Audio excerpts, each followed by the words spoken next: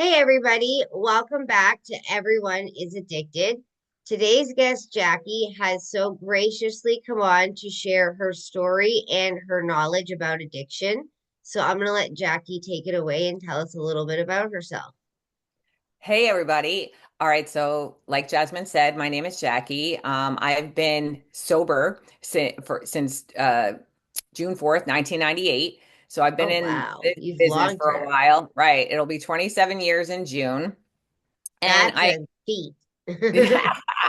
but I feel like that's just the beginning. Like, that's where everything starts, all the reasons that you had to medicate, all the reasons why you needed to check out from your life are still there, and I hmm feel like we get grace when we come in and then the rest of your stuff bubbles up. So in a nutshell, just to keep it very short, so like I said, I'm coming up on 27 years of sobriety, and It's then, somewhere, amazing.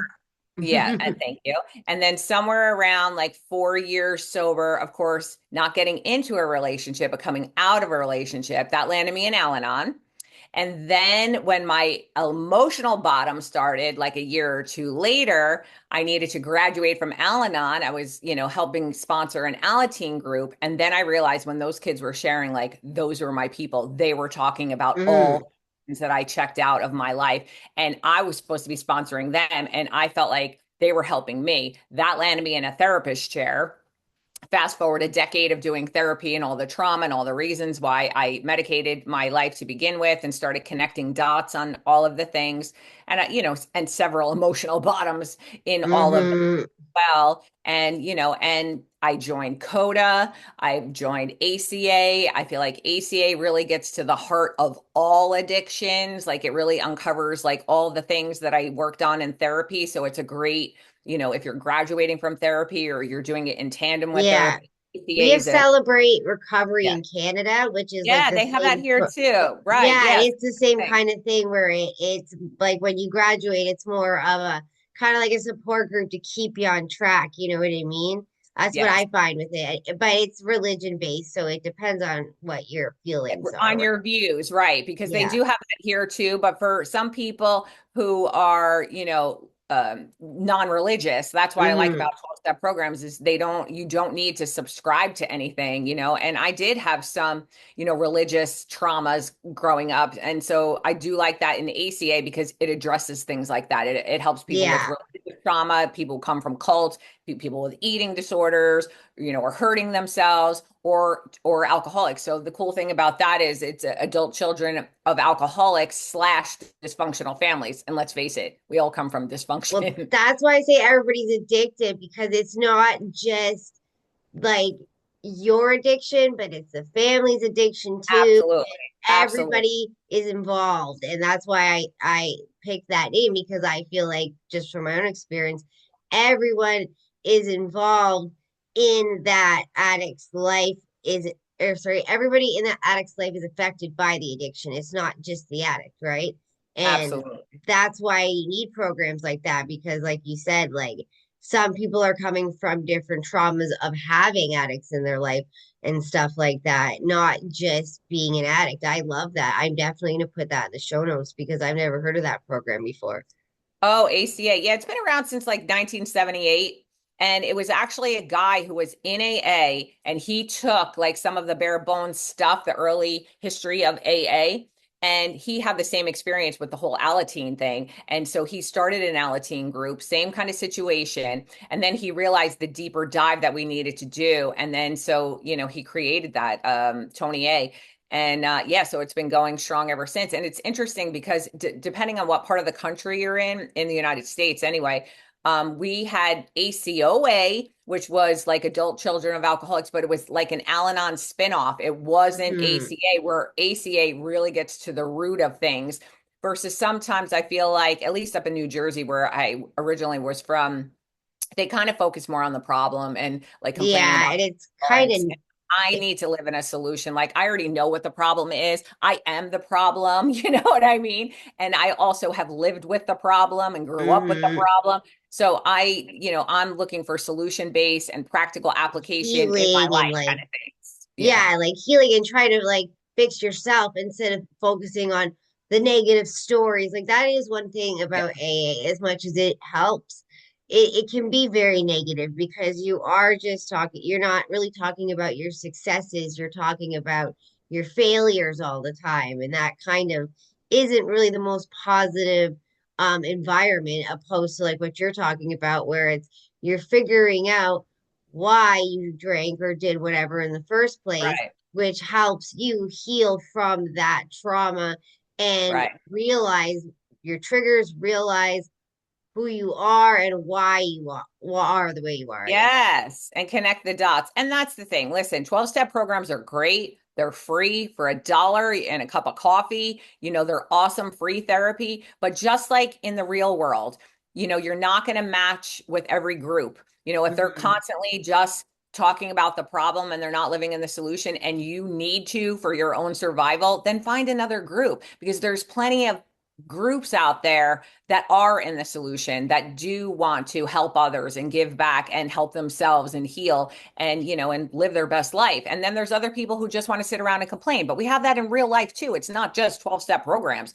Some people are talking about it and other people are walking it, and that's where the different, do you want freedom and peace, or you don't, or you just want Yeah. that like mediocre just getting by kind of thing? Like the dry drunk kind of thing, you know what I mean? Yes, And exactly. that's It's exactly a what that choice. is. And like a lot of people don't know about these programs. Like I said, I didn't know about these programs at all. Like, and I mean, my mother-in-law is very, very involved. She's 30 years sober and she's very active in the community of that, right? And Right. so I'm surprised I've never heard of these programs. So I'm definitely going to get this information off of you later because I think other people would be the same as me and not have heard of them. And it's like I've heard so many people say that exact thing, that they want the positivity. They want to get to the root of the problem. And they find sometimes counseling doesn't help because the person wasn't an addict themselves, so they can't relate to them. So, Yeah. in a situation where you're talking about, like the group you're talking about, there is people that understand you, but it's still in a positive, deep dive, finding the root of the problem way. And that Yeah. to me is so much more beneficial. Like that's my thing of why I don't really go to AA very much because I don't like the negativity aspect. So what Okay. I do is I go to an addictions doctor and do therapy with her, right? And Yeah. because she understands addictions, I'm able to speak with her, right? Because Right. she's overcome her own addictions to methadone, right? So me and her can sit there and talk for hours and like I can understand her and we're both being positive about how, like obviously because that's her job is to help me Right. stay Right. sober. We have positive conversations and in realizing from going to AA and listening to her and having my conversations with her, I've realized the huge difference, right? Like it, but the resources aren't there. Like I said, like I've never like I am. Where did you find this like stuff? That's a question for you. I mean, well, when emotional pain hits, you're kind of willing. When everything's going fine, you don't really have to do anything. But when you're in emotional pain, you'll do whatever you need to do to get out of it. So when Hmm. the emotional pain came from the breakup, that's what landed me in Al-Anon, right? People are like, maybe you should go to Al-Anon. I'm like, I don't need Al-Anon. I'm an AA. But when I got to Al-Anon, they showed me, I mean, I didn't really, I didn't stay for that long. But they did show me in Al-Anon how to stay on my side of the street, how I was also, even though I was addicted, I was also an Al-Anon in the respect that I couldn't get over this relationship. So I was kind of addicted to the relationship in some Hmm. sort. And I had to learn how to say no, and I learned how to learn how to follow through on the no. I was a big doormat, people pleaser, you I'm name the it. same way. That's why I'm so interested in this, I think. Oh, okay. So Al-Anon, it doesn't help me with all of that stuff, but it does help me to say no and follow through on the no. Because Stay I'm in bad my at lane. saying no and following through. I Yeah. say no and then I feel Then you cave. guilty and like Yes. I don't know, like afraid. I feel like I've hurt the other person. I feel guilty and then I take back the boundary that I had Yeah, set, but that's where you abandon yourself. Like that's the thing. And when you realize that every single time you say yes when you mean no and no when you mean yes, you are making them happy, you're people pleasing them, but you're abandoning yourself every single time. That little one that you're supposed to be protecting on the inside, or all your little ones, depending on how many you have, needs protection. It needs to know that you're not going to abandon her. And the fact is every time we people please to get people to like us, pick us, include us, love us, whatever your needs are, you abandon that little piece of you. And it's hard to get that kind of stuff back. You got to start reclaiming that. So what I've heard and what I've learned is when I feel guilty about whatever it is, saying yes or no to something that feels good for me, but is going to make other people upset, when I know that I'm choosing myself in a healthy way and I'm standing alone and everybody else is telling me I'm selfish, I'm this, I'm that, and you shouldn't be doing that, right? Which is all the reasons I used to cave to begin with. Now I'll hmm stand alone. And sometimes I still feel guilty, but I also know any guilt that I'm feeling is their what I've projection. accepted, their projections and imposed things onto me. It's not mine. Because if I had my way, what feels good to me is to say yes or no in that moment. And when I do, it feels good. There is no guilt. What do I have to feel guilty about? It's my choice. So any guilt that you feel when choosing something that you didn't want to choose or that was right for you is not your guilt. Because if it was the absolute right choice in your soul, you're not going to feel guilty about it. You're going to feel good about it. So the guilt, if you can separate the guilt from you and your choice, and you actually look at it, whether it's with a therapist or a mentor or a coach or whoever you work with, you'll see that guilt, like if you deep dive into what that guilt is, it's not even yours. It's Well, I know it whatever comes from my accepted. mom. I know it comes from my Yes, mom there and you be trying go. to please her, and I know where it comes Yeah, from. But that's where I struggle, and I've been like lately, like struggling with that, like saying no and sticking to it, yeah, especially like in my relationship. I for always sure. cave in, even though I know I should not, because Right, I know what I'm saying is my true feelings, but right. because I don't want to fight anymore, or because of what they're saying, it's causing me guilt. And then I take it back and I'm like, okay, let's just forget everything. Like, Yeah, but they sorry, know I you're said it. gonna do that. Right. They And know you're then gonna I do it. feel, like you said, then I feel bad about myself. And I didn't necessarily understand why, but now just from like listening to you, I Absolutely. understand why. Come on, you're a woman.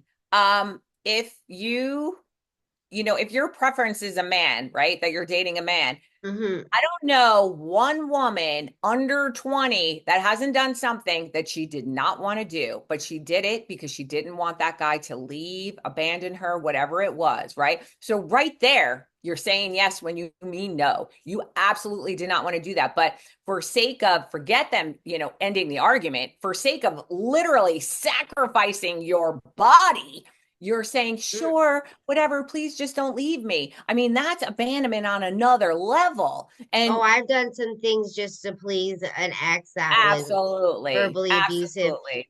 in every sense, like with my body, with my mind, with my soul. Yep.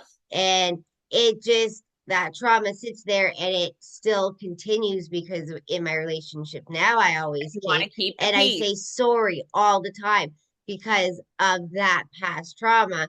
And he's Right, always like, stop saying sorry so much. And I'm like, I can't help it. It's just, but I realize now it's just the fact that I'm a, like you said, like a people pleaser, and I'm not following what I truly feel. I'm just trying to make the situation calmer. I'm trying to right, please them. I'm not right. sticking to my guns. And in my life right now, I do need to stick to my guns, and I'm not doing it. And that is something that I need to learn myself. So I think I Right. probably should go to a few Al-Anon meetings just to learn that. Honestly. Yes, or CODA, Codependents Anonymous, or ACA, like any of those programs will help you to get a solid sense of yourself. And when you do that, you're not willing, when you start growing your self-esteem and self-worth, you're not willing to sacrifice any of that anymore. You Hmm. only want reciprocal relationships. When you realize that you're people pleasing, when you stop people pleasing, and you follow through on the no and they all leave, that you were never in reciprocal relationships. If you're doing all the work in a relationship, that's exhausting. And at some Mm-hmm. point, all of that you're like doing, because in the beginning you want to, but when you finally get bitter, resentful, and angry, because it's going to happen if you're doing all the work, and then you stop because you just cannot do one more thing. And that's when you realize you're the only one putting in any effort into this relationship. And then you stop and you go to them and say, hey, I'm doing all this and I don't mind doing all this, but I kind of need your help, appreciation, encouragement, like support. Like I need some, back and forth. And you realize then that relationship was never set up that way. You set it Mm-hmm. up because you needed them to love you. And in that false way, even if you had to do all of the work, and that's not a relationship, that's you doing all the work. And eventually you're going to get burnt out because it's supposed to be reciprocal. And when it's not, they leave. And then you get mad because they didn't do what you wanted them to do, but you set it up that way because you needed to feel good about yourself. So it's this like double-edged sword, but it's very freeing when you can get out of it, when you can learn to say no and stick up for yourself, say no, follow through on the no, because if they know you cave, they know exactly what to do. Mm-hmm. That's manipulation. Oh, If he knows exactly how Yeah, to but that's manipulate me. manipulation. That's not love. If all Even they're when trying I'm to do is get you to cave, that's manipulation. That well, is not love.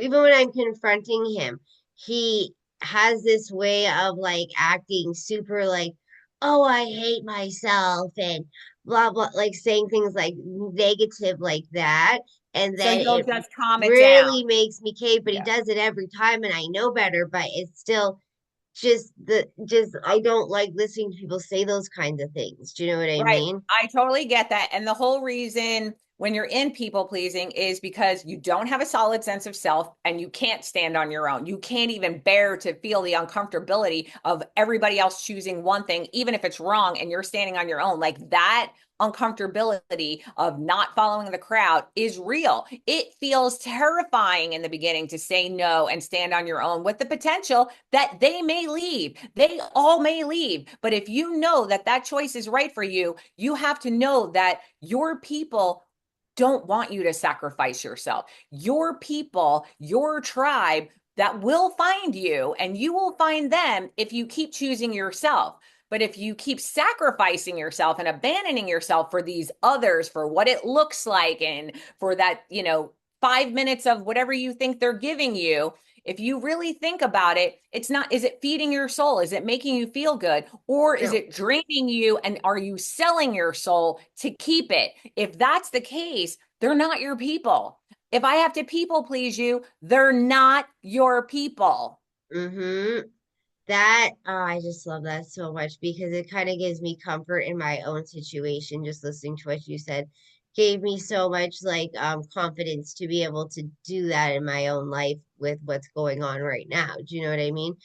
So just even listening to that from one person really gave me like a little pep talk, like a little bit of strength to understand what's going on and how to take my power back, because I feel like that exactly that. Like I've given away all my power. I feel burnt out. I feel like I do everything.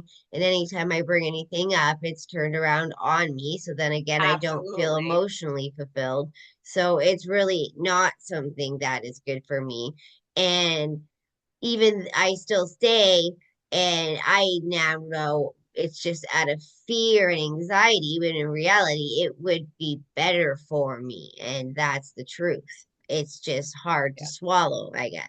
Of course, listen, and you're not going to make any moves in any relationship 1 millisecond before you're ready to, right? We'll sit in that shitty hallway that I call it. Like, you can't go back to what it was because now you have information that it's not good for you, but you're not quite ready to walk through the new door of like, oh my God, the fear of the unknown. Yeah. But what I have learned is if I have to compromise anything, my morals, my values, my anything for a relationship, it's not the right relationship. If it doesn't work for one person, it doesn't work.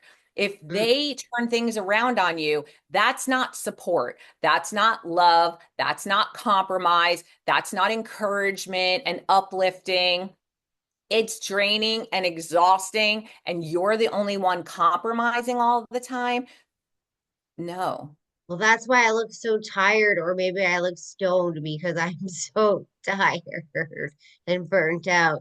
So I know exactly what you mean just from dealing with it all lately, right? And Because it's too uncomfortable to have uncomfortable conversations. I'm so glad when I first got sober that my first sponsor, like one of the first few things that she said is get comfortable with being uncomfortable. And every yeah, time I have to make a move in my life, any growth that happens in your life, and if you're constantly growing and evolving, you're going to have a lot of uncomfortability.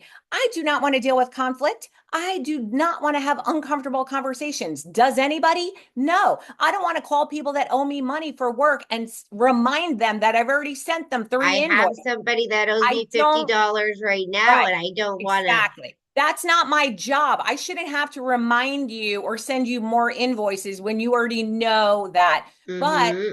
if we're going to grow and evolve, we have to get comfortable having uncomfortable conversations, having difficult conversations. It doesn't make me feel good when you turn things around on me when I'm trying to share my feelings. Somebody in a supportive relationship would say, "Oh my God, I'm so sorry. I didn't realize that I was doing that. Can you call me out on that while it's happening?"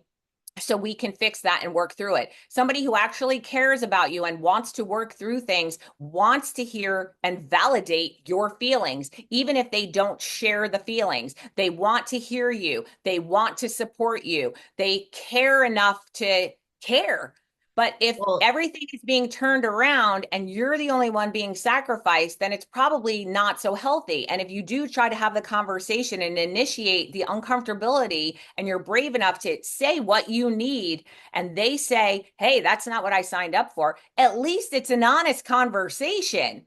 Or they say, "Oh, okay, and then they're trying to be good for a week or two, and then it goes back to the mm-hmm. same old thing. Then they're just not ready for change. And that's fine. But then you have to love yourself just a little bit more than you think you love them, and stand on your own and let them go find somebody else to suck dry. It doesn't need to be you."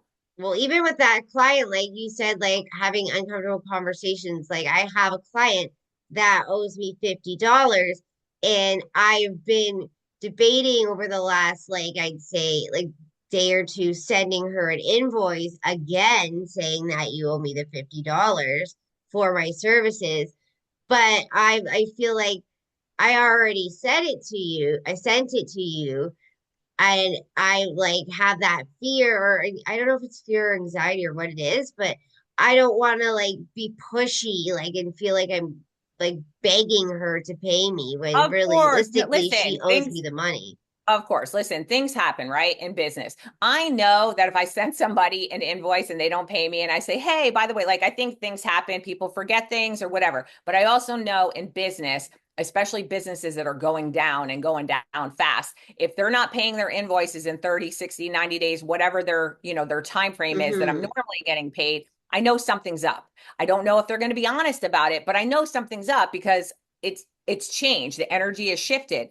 So, the first phone call isn't like, whatever. It's just like, "Hey, just checking in, blah, blah, blah," or email or whatever it is. Yeah, And I'll then, text and you be like, know, oh, hope you're okay, yes. and just to And start then, the yes. And, conversation. so if it's a business, they'll be like, "Oh, yeah, so sorry. We can't find the invoice. We must have misplaced it." And which could be true, or it could be a stall tack to give them more time. Mm-hmm. And then I send them another one. If I do that two more times, then I know it's manipulative at that point, and I know I'm probably not getting their money. They probably don't have the money.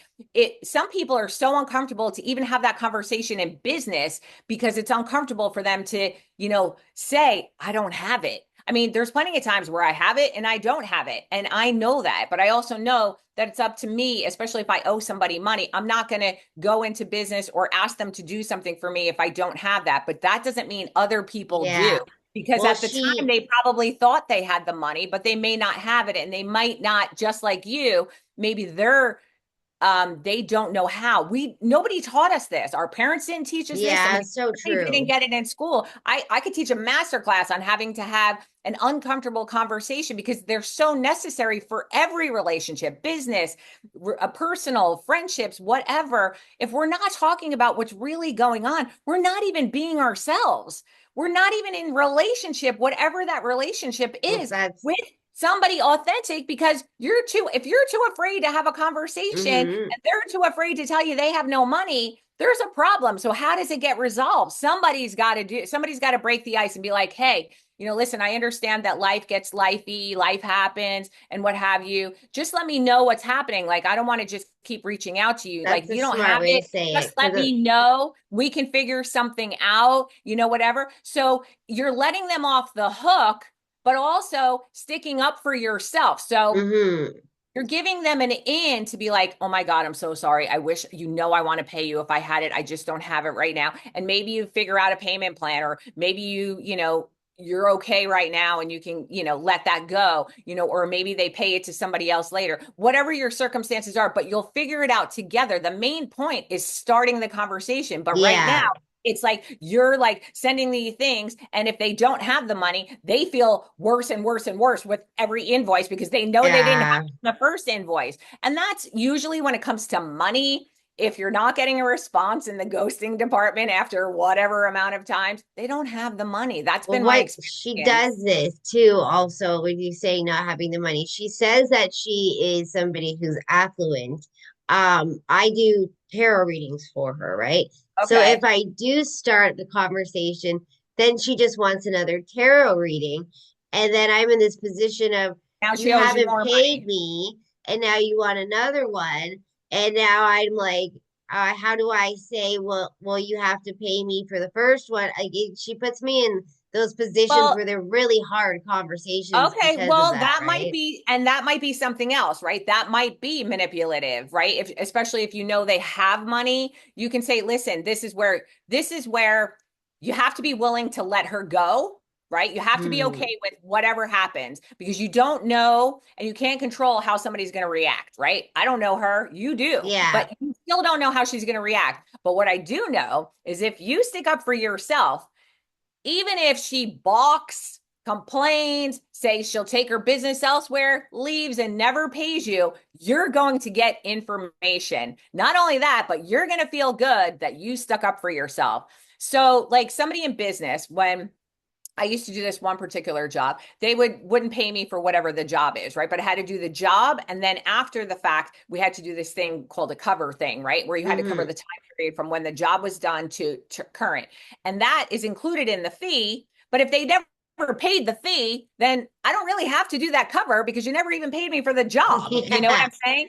hmm So when they would call me consistently, like in the beginning, you're building relationships with people. So of course you let hmm it accumulate and you bill monthly or whatever else. When they stop paying, it's another thing. So sometimes, and it's not manipulative, this is where you have to assert yourself, not aggressively, but assert yourself and stand up for yourself. Because if they know you're a caver and they can smell it from a mile away, and clearly this woman knows that you cave, or she wouldn't even put you in that position. She's manipulating. hmm And it may not be conscious. And the same thing with the guy. A lot of it's unconscious. Like they don't even know they're doing it. It's just habitual. Like you got into this toxic thing and you can't get out. It's a She serves cycle. you and you serve her, right? And somehow it's worked for a long time. So maybe she pays you and maybe she's not. But that's not okay right now, right? Well, Especially that's if you what she does. Sometimes she pays and sometimes she yeah, doesn't. but that's And what keeps it she's, going. And yeah. that's the thing. So she'll work in some things and maybe she gets off on the free ones here and there. But the next time she asks you for a reading, if she still owes you money and she says, hey, I don't know how you do it, appointment, or if she just texts you or She whatever she just does, texts me and asks me when I'm available, right? there you go. And be like, hey, I would love to schedule another appointment for you, but my policy, I've changed all my policies. I don't know when the last one she hmm had, but Just say whatever it whatever, was. right? Yeah. So the last time you talked to her to now, you've changed your policies. And that's true because we're having the conversation and you might be changing the policy right now as we're Yeah, so speaking, that I right? get paid before Yes. instead of Yes, after. yes, up front. So I've had to change my policies because, and you're not putting it on her. You're going to take full responsibility for Hmm your side, right?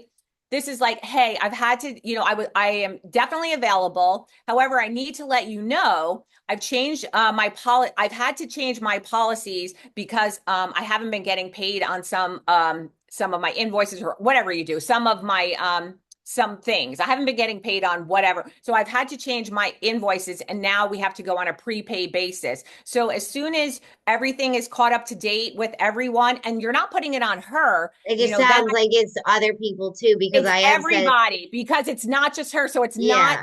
accusing anybody. And you're not. You're taking full responsibility. Like you set it up this way for people to take advantage of you. You've just changed your mind and you're Well, renegotiating all it's your just relationships this. with your businesses Well, it's now. the And smarter way. I didn't even think about it, but it is the smarter way to go about doing it, absolutely. because that's how I would get actually paid.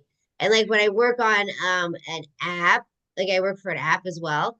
With Okay. the app, the people do have to prepay before they have their time slot, right? Yeah. So I can easily just say that I'm using the same policies as the company that I work for. I'm Yeah. You changing could mine just to say, match yeah. theirs, like whatever, right? Whatever it is, it's your, I don't care. You don't even have to like go, you don't have to even explain yourself because I feel Yeah, like, really. when I explain myself, I'm coming from fear because I need you to know why I'm doing this And because anxiety. I still need you to like me and please don't leave me. So when you have to explain, you're going into people pleasing. So the point is like, yes, I have a, a ton of availability or whatever your availability is. However, I do need to let you know, and that statement alone is you renegotiating the relationship with her and maybe others, but you Mhm. have to start it. And you're basically saying, yeah, I've had to change my policies, from postpaid to prepaid because there's just been a lot of incidents where I'm not, getting paid and things like that. So I've had to go to that. And I'm sorry for any inconvenience. So as soon as everybody's settled up with whatever, wherever you are in that cycle, Mhm. as soon as everybody's paid, I'd be more than glad to make an appointment for you. As soon as I see that paid thing, that paid invoice come in for, either past or future bookings, then I can send you the link to book and we'll be good to go. Mhm. I look forward to, I can't wait to have another reading with you. I'm excited, but you're sticking up for yourself. And then that's going to, if they are manipulating, they're going to get pissed off, defensive, and Yeah. leave. Well, But I then actually, you know. And if they're not, and they actually like and respect you, they're going to have respect for you for sticking up for yourself. And it may not, none of this might be conscious at all, but you're going to learn a lot just by yeah. the action. Well, I They're, know from sticking up for myself in a few situations where I've yeah, had people that become addicted to it and they don't stop contacting me. So then I yeah, have to block them. And that feeling of taking my power back by blocking them, it feels good, right? So I've had that feeling. So now just listening to like what you have said, I do know the feeling of actually do taking my power back. I just need to do it more often and in more yeah, situations, not just right. when people are overwhelming me. Do you know what I mean? But Absolutely. knowing the feeling helps use the tools, because you can remember what that feeling's like, and then Yeah. I can bring it in to when I am having these difficult conversations, because I'll remember how good it felt to take my power back, even though I know it made them angry. You know what I mean? Yeah, as long as you know that it was the right decision for you, your family, your soul, it aligns with you and it resonates with you, then everything else will fall into place. Like whatever you believe in that's bigger than you. If you choose you, not in a selfish way, but in a way that aligns with you, everything else will work itself out. Even if the whole outside world chooses somebody else or something else, or they get defensive, or the whole world looks like it's chaotic and falling down around you, I promise you, if you choose yourself that's aligned and resonates with every fiber in your being, everything will work out 1,000 million times better. And you're going to have different opportunities with people who are happy to prepay you. They're happy to prepay a package of 10 up front. Those will be your people, but you have to negotiate what that is. You Mm-hmm. have to decide what your policies are. And here's the good thing about business. You could renegotiate your policies in work, in business, in friendships, in significant other relationships. In every relationship, you can renegotiate the relationship anytime you want. You get to change your mind anytime you want. Even with the guy, right? Hey, you know what? I know I've been settling for this. Well, you don't have to maybe not use the word settling, but you know what I'm saying. Hey, I know we've talked about this before, or we've done this before, and I know that in the past I have, caved, or I have whatever. But I just Mm-hmm. want to let this is where people change and forget to tell each other. You're going to tell them up front, hey, I know that in the past I used to let this go, or I caved, or I did that. But you know what? I've decided that I'm changing my policies. You can change your policies in your personal relationships. I have an updated terms and conditions, and I With my need whole life. there you go. And I need you to check the agree box before we move forward so you know what's going on. And you don't have to check the agree box. You can go, but moving forward, I'm going to be like respecting myself. And when I say no, there will be no caving. So don't even bother trying. And if you're trying, then I'm going to take that like you're trying to change my mind and manipulate me. And like that's not going to be okay. There's nothing loving about that. And like you just kind of let them know up front, just like when they go to an intervention for addiction, right? They sit down the Mm-hmm. intervention. Are you willing to accept the help? It's a choice. They don't have to Yep. say yes. If you want help, they'll give you all the help you want. They'll fly you wherever to get the help. If you say no, they go, okay, but you can't like call the family anymore and you can't whatever. Yeah, Like, they take everything away. yes. So, I watch but a it's lot of still a choice. intervention. Yeah.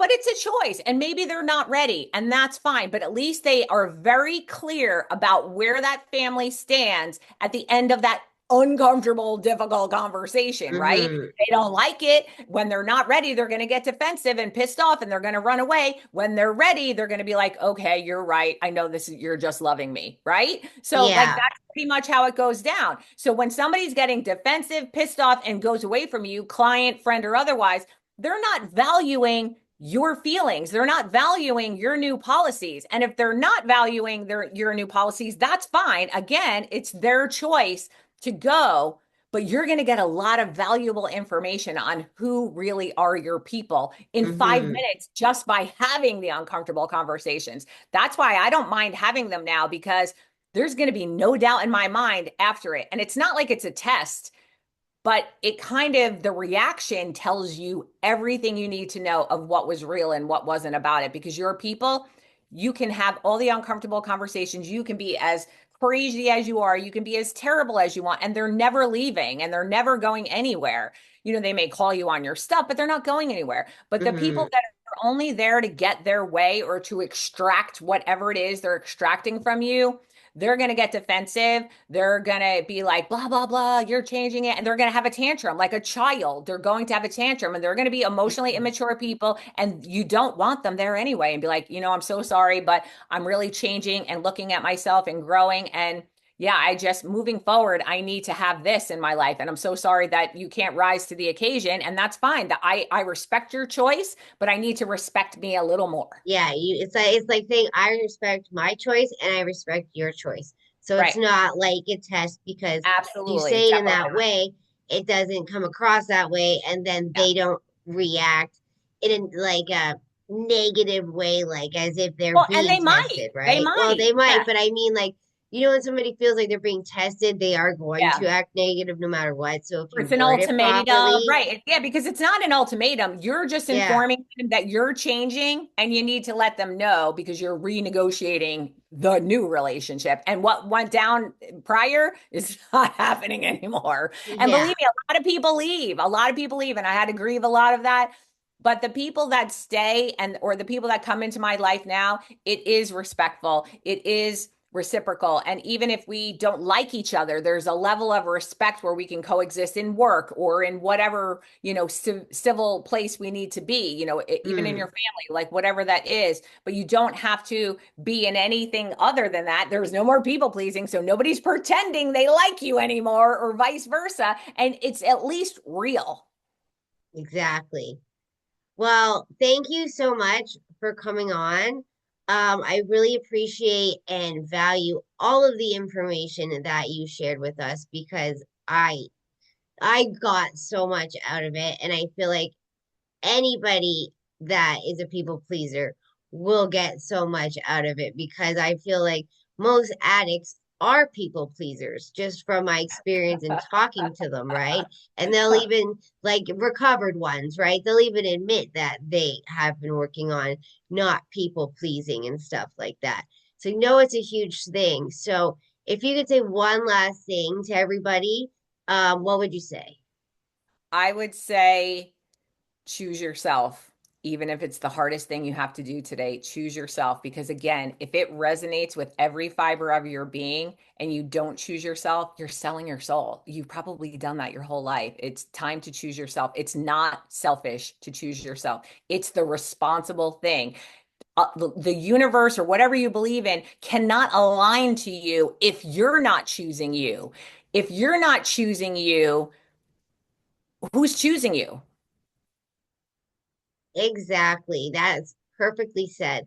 Well, thank you so much for coming on. Um, I will get you to send me the links about the programs you talked about, because like I said, don't think that they're well known, and I will put them in the show notes as well. So Perfect. thank you for coming on, and I hope you have a great day. Thanks so much for having me. This was awesome. Yeah, this is great. Thank you for all the help.